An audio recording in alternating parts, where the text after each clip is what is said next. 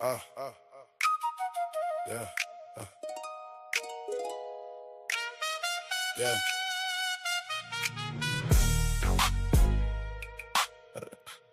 Come over here for a minute or two.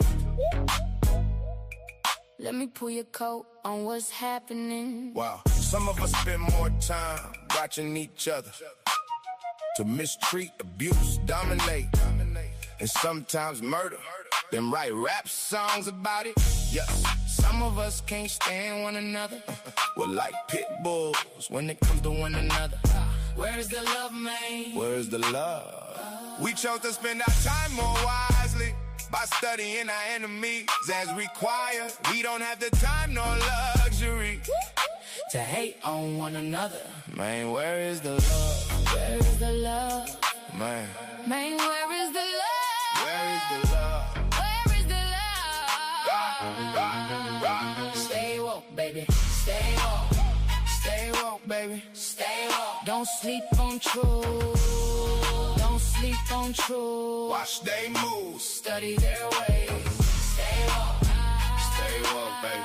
Stay woke. Stay woke, baby. Stay woke. Stay woke, baby. We are told to watch our enemies carefully, not each other.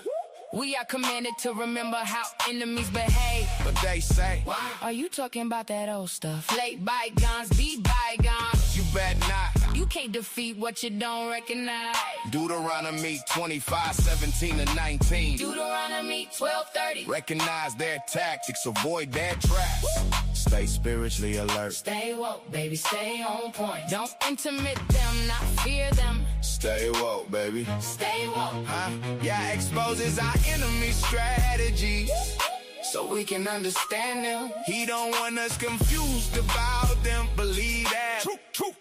We need to literally study the enemies. Stay woke, baby. Stay woke. Stay woke, baby. Stay woke. Don't sleep on truth. Don't sleep on truth. Watch them move, study their ways. Stay woke. Stay woke, baby. Stay woke. Stay woke, baby. Stay woke. Stay woke, baby. Our prophets analyze enemy behavior. You should too. Habakkuk 1:6-11. Every detail, their violence, speed, pride, and tactics. Yeah, wants us to understand what we're facing. Don't fall asleep now. That's what they want you to do. We need to watch their every movements. Exodus 14:13. We are commanded to learn from the past, their past attacks. We should care about what their mouths say, but what their actions indicate. Judges 2:14-15. Yeah, teaches us the mindset, how our enemies think. He reveals mindset, motives, and intentions. Isaiah 10:5-7. Our king studied our enemy strategies before a battle. 2 Samuel 5:17-25. King David Waited for your strategy before fighting the Philistines. studying our enemies. Is a part of who we are. Stay woke, baby. Stay woke, baby. Stay woke. Don't sleep on truth. Don't sleep on truth. Watch their moves, study their ways. Stay woke. Stay woke, baby. Stay woke. Stay woke, baby. Stay woke. Stay woke, baby. Stay woke, people. Stay woke. People. Stay woke. Truth. Stay woke. People. Stay woke.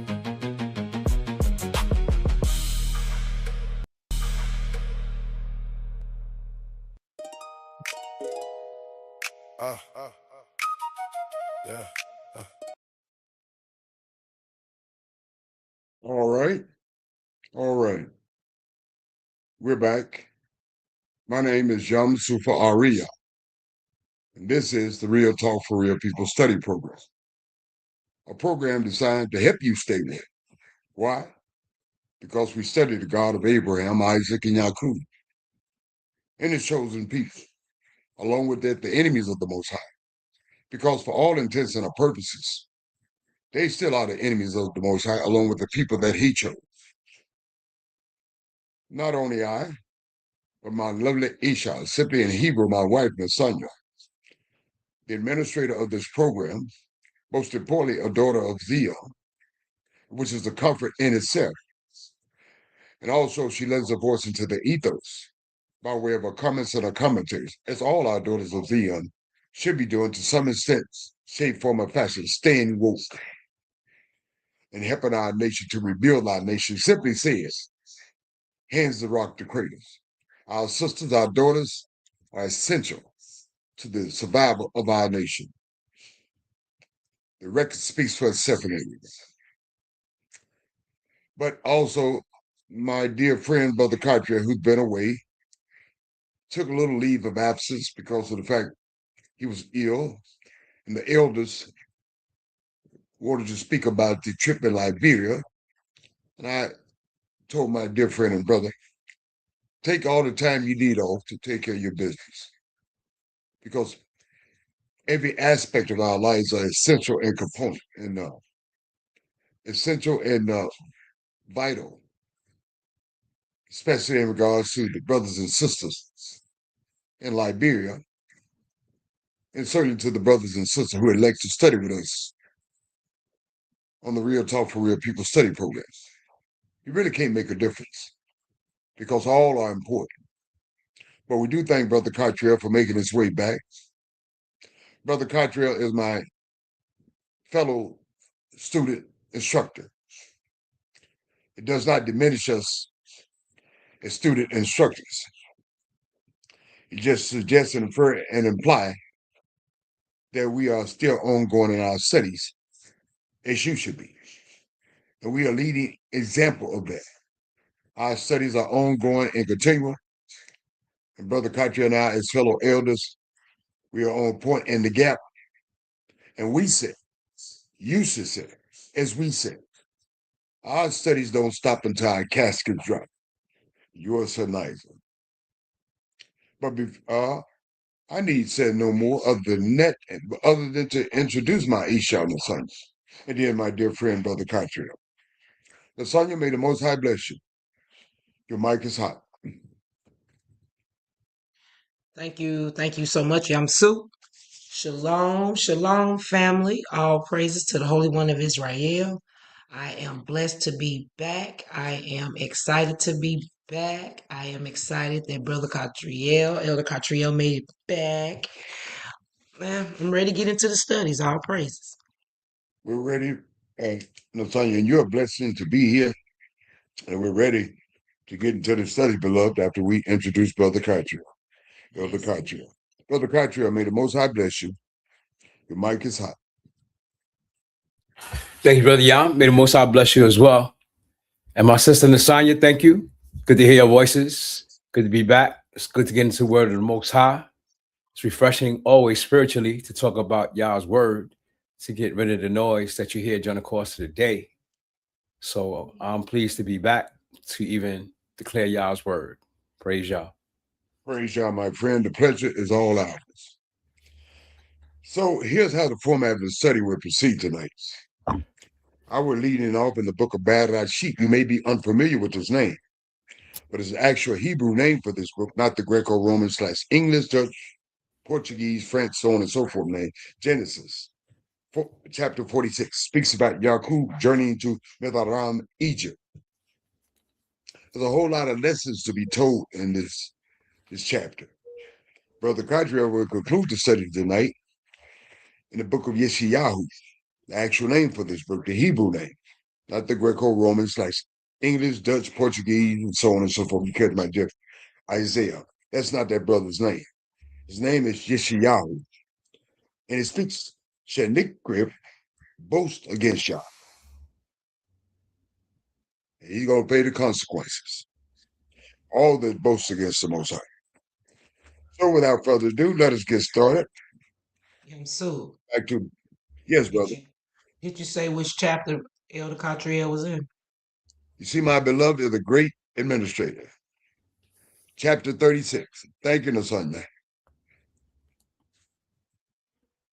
So please turn back to Bereshit, chapter 46. Yaakov's journey to Metharam. Let's see what takes place here. Don't just skirt over these studies. We impel you and compel you when we're doing these studies, don't do a skirt over and immerse yourself. And while you're in that immersion, look about yourself that the dynamics are being played out here. So let us get started. Yaqub took the journey with all that he had and came to Beersheba, offered sacrifices to Yah of his father Isaac, as we all should be doing when we take any journey. And I know Brother Carter offered his sacrifices to the Most High when he took that journey to Liberia. I don't care if it's going to the grocery store. I don't care if it's going to your job. I don't care if it's taking a drive. Offer your sacrifice to Yah as Yaqub did. Then Yah spoke to Israel, Yaqub. How did he speak to him? In the visions of the night, a dream, and said, Yaqub, Yaqub. And he said, Yaqub responded, as we all should respond to Yah, immediately, without any hesitation or any other reservations.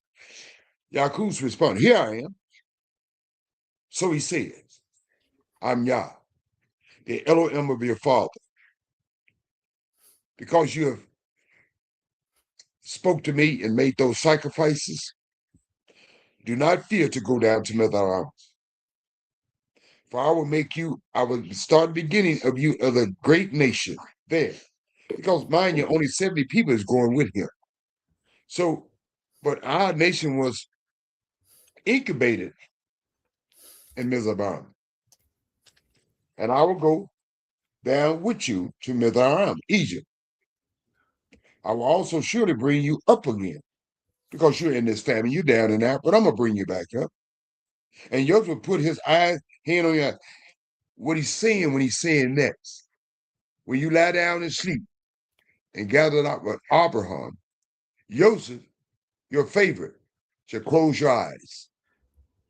Then Yaqub arose from Beersheba, and the son of Israel, his sons, carried their father Yaqub, their little ones, their wives, in the carts, those Cadillacs of the day which Pharaoh had sent to carry him. So they took their livestock and their goods, which they had acquired in the land of Canaan, and went to Mizraim, Egypt. Yaqub and all his descendants with him, his sons and his sons' sons, his daughters and his sons' daughters, and all the descendants he had brought with him to Mizraim. Now, these were the names of the children of Israel, Yaqub, and his sons, who went to Mizraim, Egypt. Reuben was Yaqub's firstborn. The sons of Reuben were Hanok, Pulu, Hezron, and Carmi. The sons of Simeon were Yemuel, we don't use J, Yamin, Okad, Yashin, Zohor, Shu'u, the sons of the Canaanite woman. The sons of Levi were Gershom, Kohath, Merari. Keep mentioning in remembrance of those names. The sons of Yehuda was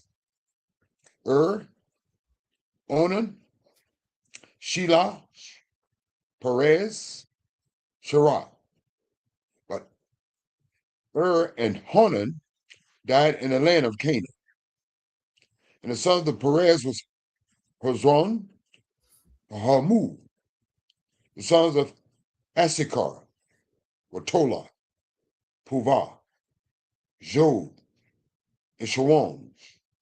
The sons of Zebulun was Sherid, Elon, and Yalid.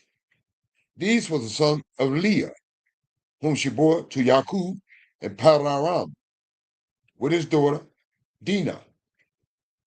All the persons, his sons and his daughters, were 33. The sons of Gad were Siphon, Hagi, Shuni, Esbon, Eri, Aradi, Areli. The sons of Asher were Jimnah, Eshua, Ishui, Birah, and Sherah, their sister. The sons of Berah were Heber and Malchiah. These were the sons of Ziphlah, whom Laban gave to Leah, his daughter. These she bore to Jacob 16 persons. The sons of Rachel's Jacob's wife were Joseph and Benjamin. And to Joseph in the land of Mizraim, Egypt, were born keep members of these two names, Manasseh and Ephraim, whom Asina, the daughter of Potipharah, priest of On, bore to him. The sons of Benjamin were Bela, Beshor, Asbel, Gorah, Naaman, Ehud, Rush, Muffin, Huffin, and Ad. These were the sons of Rachel, who were born to Jacob, 14 persons in all. The son of Dan was Hushim. The sons of Naphtali were Jeriz, Guni, Yazir, and Shimlim. These were the sons of Belahah, whom Laban gave to Rachel, his daughter. And she bore these to Jacob, 7 persons in all. All the persons who went with Jacob to Mizraim, Egypt, who came from his body, who, as a result of his body. Besides Jacob's sons, wives, were 66 persons in all. And the sons of Joseph were born to him in Mizraim, Egypt, were 2 persons. All the persons of the house of Jacob who went to Mizraim were 70 in totality. We started off with a small number, but a small number is just not indication the greatness that will come from a small number. So don't get sometimes saddened when you see yourself around small numbers in your studies. But that because that is not reflective of you nor the Most High. Because the Most High has offered you small numbers to facilitate what he needs, certainly in reference to this great nation. So Jacob settles in Goshen.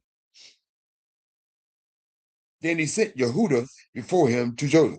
You see how Yehuda seems to have taken the place of Reuben? It shows the leadership of Yehuda, where the tribe of King Dawud came from. It shows that leadership quality. So Yehuda goes forth before the family to Joseph, his brother, to point out before him the way to Goshen. And they came to the land of Goshen. So Joseph made ready his chariot to go meet his father. He would have stuck upon himself. I'm something special. I'm in charge. He humbled himself. He knew his status. He didn't let material things or his position get him out of the way. So he humbled himself, made ready his chariot, and went up to Goshen to meet his father, Yisrael. And he presented himself to him. He humbled himself, and he fell on his neck and wept on his neck a good while, his daddy. And Yisrael said to Joseph, now let me die, since I've seen your face, because you're still alive.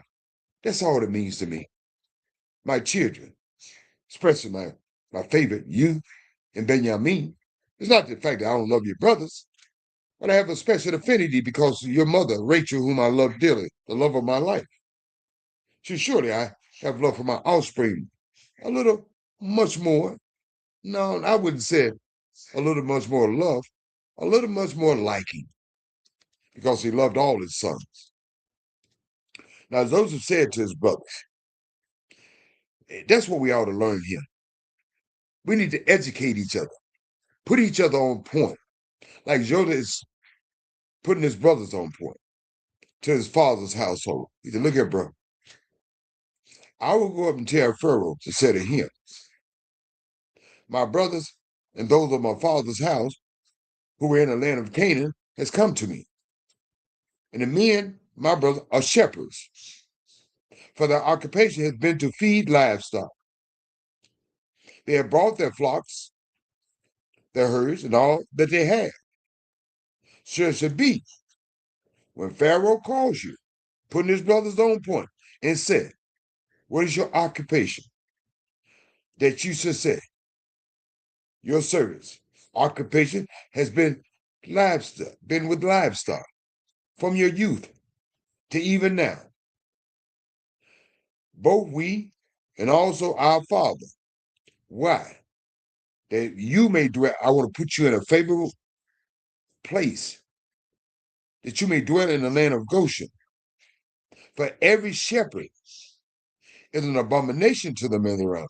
Although they may see you the abomination, I'm going to put you in a prime position to get some prime land. I'm putting you on point, brothers. And why was it an abomination to them in the realm? Keep in mind, that's why he instructed his brothers. Say you're herders. And the reason why the Mizraimites, the Egyptian, had an abomination, so they saw them as low-class people. But you're getting that prime property. And because some of the idols that these Egyptians worship were idols that was connected to some of the livestock, the ram, the cow. And so that's why they cast their nose down at the Hebrews, the Shemites, because of their affinity. They saw it as an abomination. It's a low-class position, but nevertheless, you got to use strategy and tactics sometimes.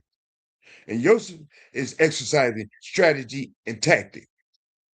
I'm putting you away on a fine piece of property, and they don't even want to be around you. Now, some of them fine sisters gonna get up with you, because y'all some fine brothers, you Shemitic brothers.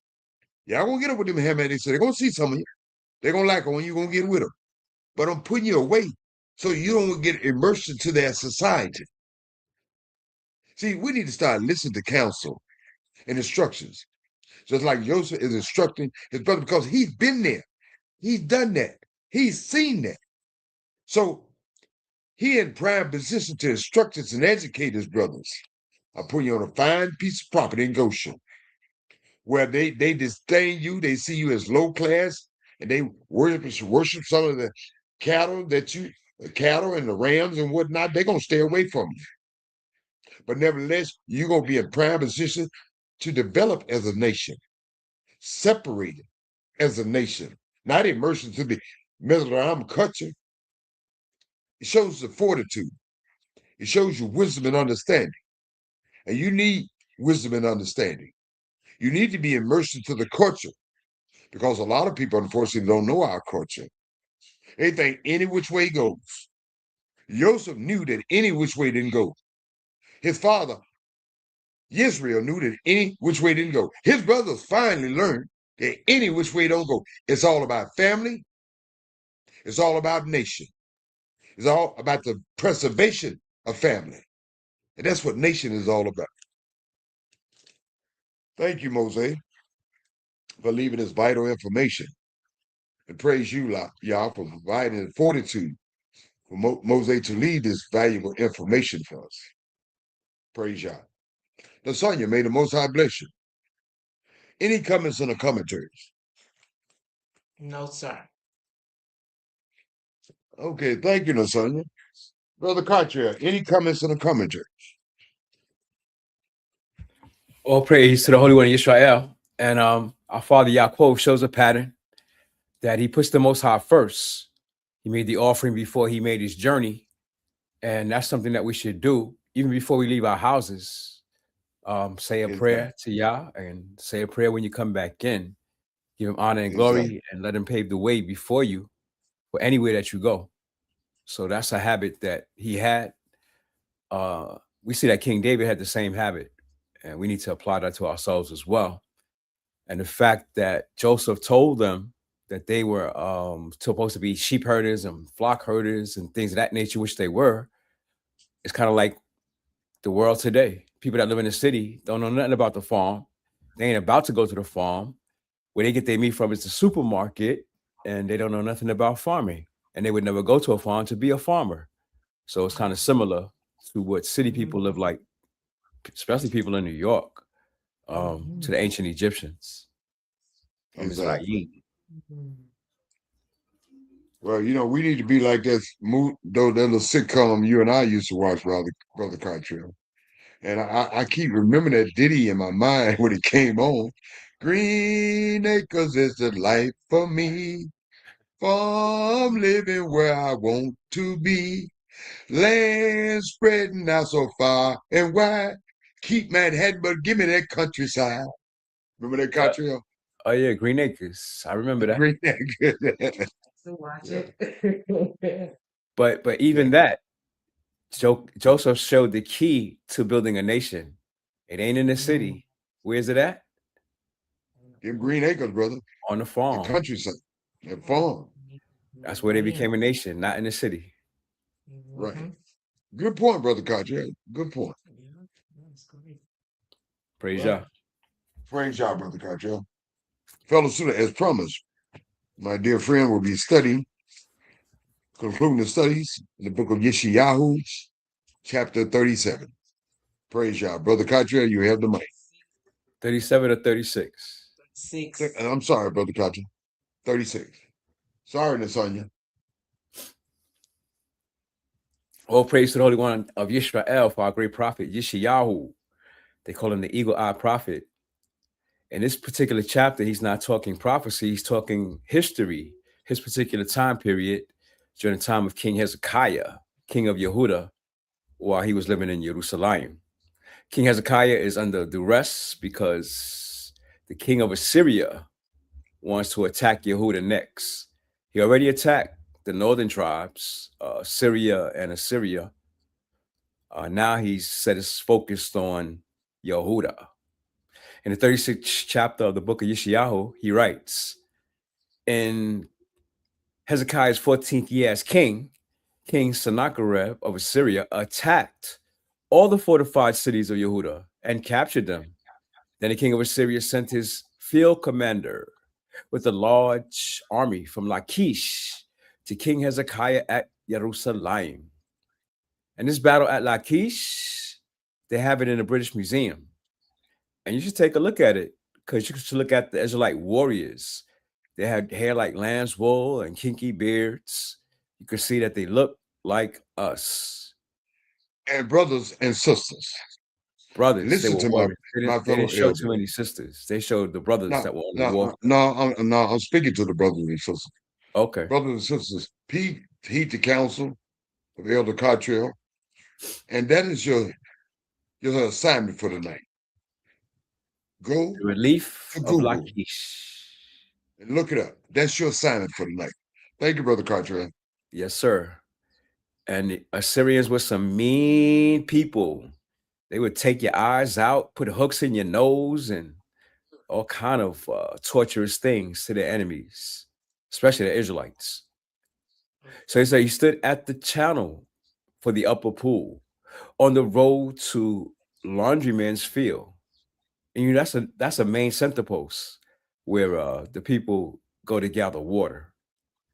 It says, and Eliakim, who was in charge of the palace and was the son of Hilkiah, Shebna, the scribe, and Joan, who was the royal historian. So they had people taking down historical notes. Even back then, it's not a European invention. These people took down notes regarding history. And the son of Asaph, and went out to the field commander. The field commander said to them, tell King Hezekiah, this is what the great king, the king of Assyria, says. What makes you so confident? You give useless advice about getting ready for war. Whom then do you trust for support in your rebellion against me? Look, when you trust Mizraim, you're trusting a broken stick for a staff. If you lean on it, it stabs your hand and goes through it. This is what Pharaoh, the king of Mizraim, is like for everyone who trusts him. Suppose you tell me you would trust in Yahweh your Elohim. He is the God who places the worship of altars King Hezekiah got rid of. King Hezekiah did a cleaning of the whole house of Yehuda, the high places where they were worshiping idols. And this commander thinks that that's a bad thing in the eyes of Yah. So he's trying to mock King Hezekiah. Oh, you got rid of all the places where you're supposed to worship the Most High. No, you're supposed to worship the Most High in one place, right? Exactly. King Hezekiah told Yehuda and Jerusalem, worship at this altar, the one and only, the place where you're supposed to, in Jerusalem. And he thinks that's a bad thing. Now make a deal with my master, the king of Assyria. I'll give you 22,000 horses if you can put riders on them. How can you defeat my master's lowest ranking officers when you trust Mizraim for chariots and horses? So he's mocking him again. So you don't even have 2,000 riders for the horses I could give you. Then Eliakim, Shebna, and Joah said to the field commander, speak to us in Aramaic, since we understand it. Don't speak to us in Hebrew, the Hebrew language, as long as there are people on the wall listening. But the field commander asks, did my master send me to tell these things only to you and your master? Didn't he send me to tell the men sitting on the wall who will have to eat their own excrement and drink their own urine with you? He's making serious, bold threats. But the field commander stood and shouted loudly in the Yehuda's Hebrew, listen to the great king, the king of Assyria. This is what the king says. Don't let King Hezekiah deceive you. He can't rescue you. Don't let King Hezekiah get you to trust Yah by saying Yah will certainly rescue us. And this city will not be put under control of the king of Assyria. Don't listen to King Hezekiah, because this is what the king of Assyria says. Make peace with me. Come out and give yourselves up to me. Everyone will eat from his own grapevine and fig tree and drink from his own cisterns. Then I will come and take away to a country like your own. Then I will come and take you away to a country like your own. It's a country with grain and new wine, a country with bread and vineyards. Sounds like the promises that America makes. You better believe it. You better believe it. He's promising them the world, a place just like yours. Don't let King Hezekiah mislead you by saying to you, Yahweh will rescue us. Did any of the gods of the nations rescue their countries from the king of Assyria? You've seen with other nations, they pray to their gods, it ain't work for them. You think it's going to work for you? Where are the gods of Hamath and Arpad? Where are the gods of Sepharvaim? Did they rescue Samaria from my control? Did the gods of these countries rescue them from my control? Could Yah then rescue Jerusalem from my control? They were silent and didn't say anything to him because King Hezekiah commanded them not to answer him. Then Eliakim, who was in charge of the palace and was son of King Hilkiah, Shebna the scribe, who was the son of Hilkiah, Shebna the scribe, and Joanne, who was the royal historian and the son of Asaph, went to King Hezekiah with their clothes torn in grief. They told him the message from the field commander. Praise Yah and bless his holy name. Praise Yah. I see a lot of ridicule that this commander is casting to it. He didn't even call him king. He's a Hezekiah. I saw him belittling the God of Abraham, Isaac, and Jacob, trying to make him in comparisons to those false gods, just like they do today in this universal captivity. But that's why you need to put Yah forward. Because when you place Yah forward, and they start to ridicule your hope and your trust in the Most High, things happen. That's why I do it. That's why you should do it. That's why you should put Yah first. Let people ridicule you. The outcome is not going to turn out too well for them. So, because Yah is nothing to be played with and a toy with. And he's not your play toy. He's not your good luck charm. And this fellow, he gonna find out. And I like the connectiveness of the brothers talking to this commander. They didn't even respond to the guy. Now the king told him, don't even respond to this fellow. Unfortunately, some of us, we can't get to do that, fall in alignment and gather ourselves together. Because some of us like to seek special adulation, want to show up, show out, and showboat. That's not how we work. That's not how this works. You need to be in alignment with the Most High. All of us, each one of us. So these men were in alignment with the king.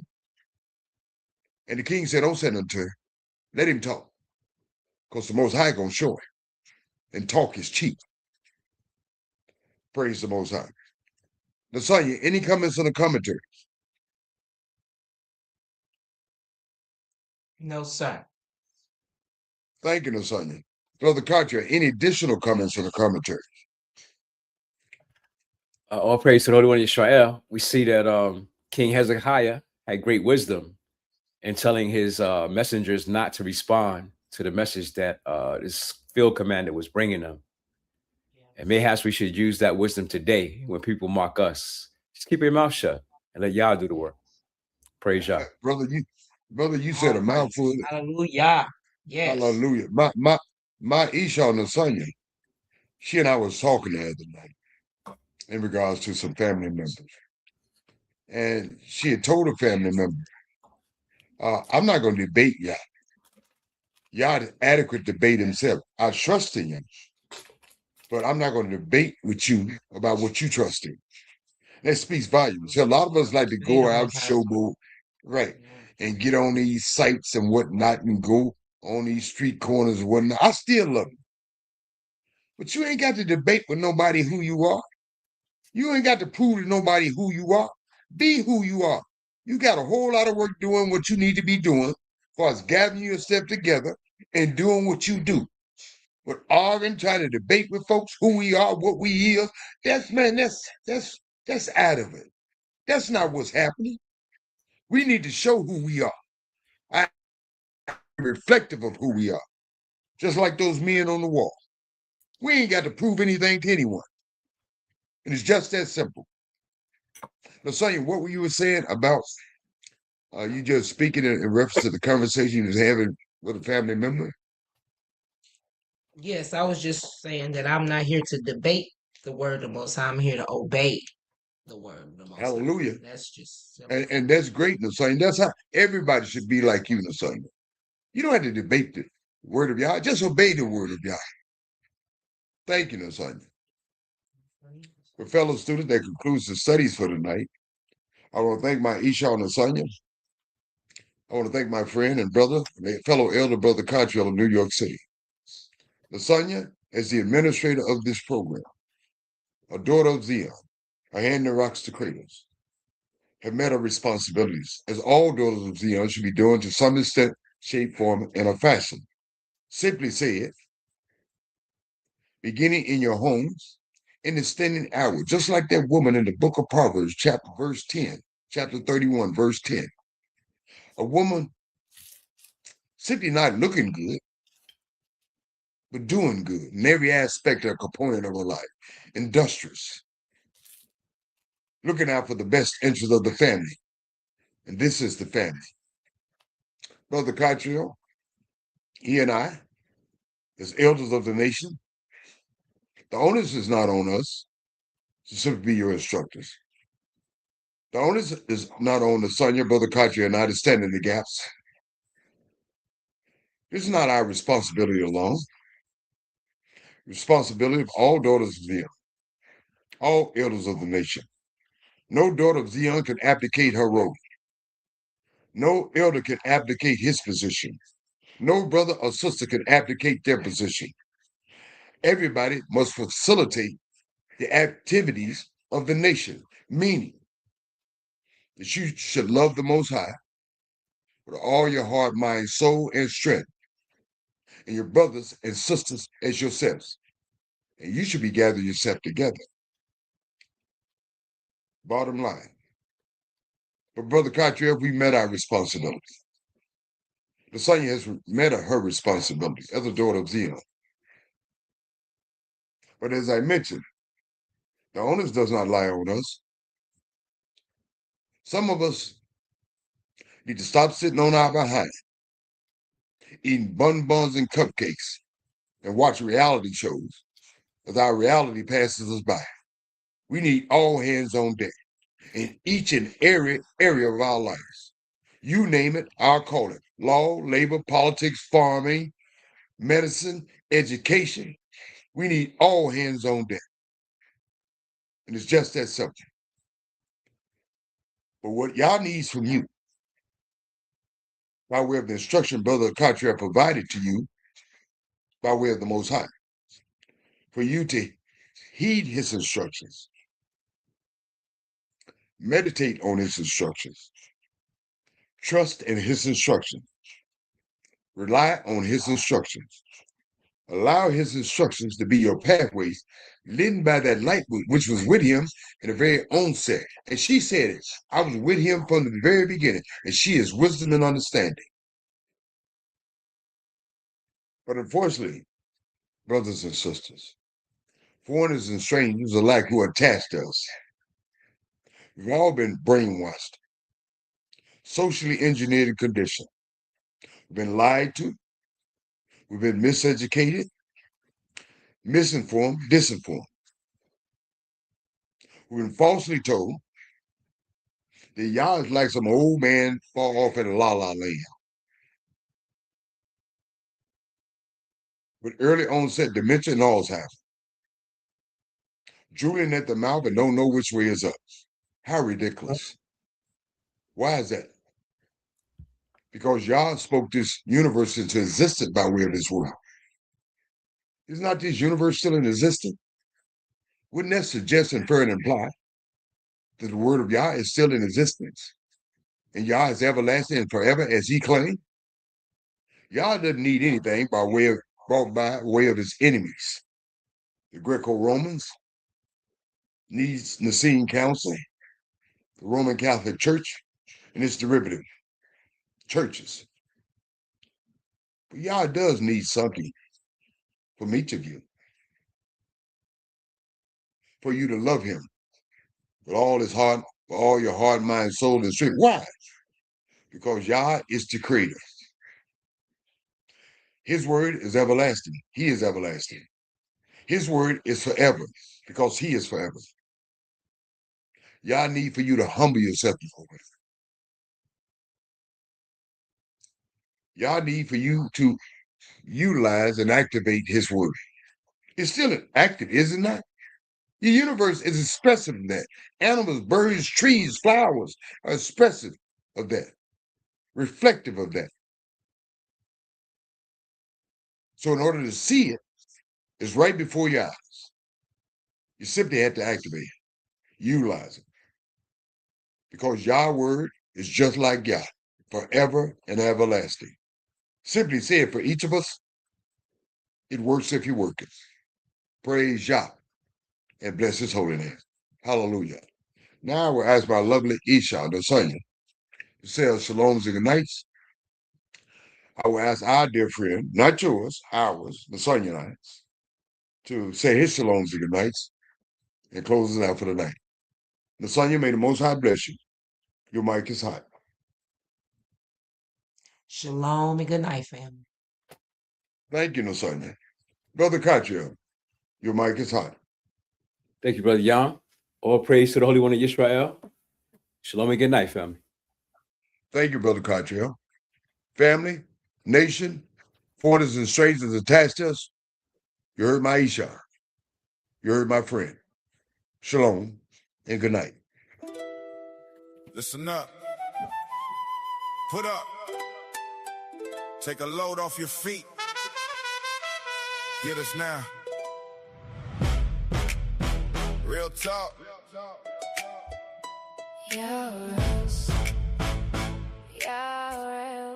Yeah. If you're not devoted, then you're bound to fold. Chasing your own name, get your hands too bold. Personal adulation ain't the road to win. You can dress it pretty, still get pulled back in when that pressure hit. And it always do. No almighty with you. What you gonna do? Like a raggedy doll, you can bend and break. Better learn to fine print before your soul shakes. Stop lying to yourself, stop lying to your brother. Do it how you want and you still get under. No ego throne, no self-made crown. Better humble up when the truth come down. Yeah, what else? Yeah, what else? We don't move alone. Yeah, what else? Yeah, what else? We stand when he holds. Tell it plain. Tell it plain, without him here, we lose again. Yeah, what else? Yeah, what else? That's the code. We know, we know. Numbers in the camp, still the loss was real. One Samuel hit, and the shame was sealed. Our God taken, priest laid down. All that name on your lips, still you can drown. Joshua showed it. On strength, don't stand. 2 Chronicles told it, brother fought brother's hand. Deuteronomy, thunder, panic in the road. When we moved in, pride, we got crushed, we know. Redefine print, it depend on this. If y'all not with you, that's a dangerous risk. Not every battle is yours to start. Better bow that head before it break your heart. We don't move alone. We stand when he holds. Tell it plain. Tell it plain, without him here, we lose again. That's the code. We know, This ain't about you, this about the nation. This about the family, this about devotion. When we kept it humble, we could see straight. When we got presumptuous, we met that gate. Truth don't bend for a loudmouth boast. Weak nations ran us when we played the boast. So sit it down, let the pride go cold. Take a load off your feet, let the story be told. We don't move alone. We stand when he holds. Tell it plain, without him here, we lose again. That's the code. We know. Believe it. Truth. Real talk now.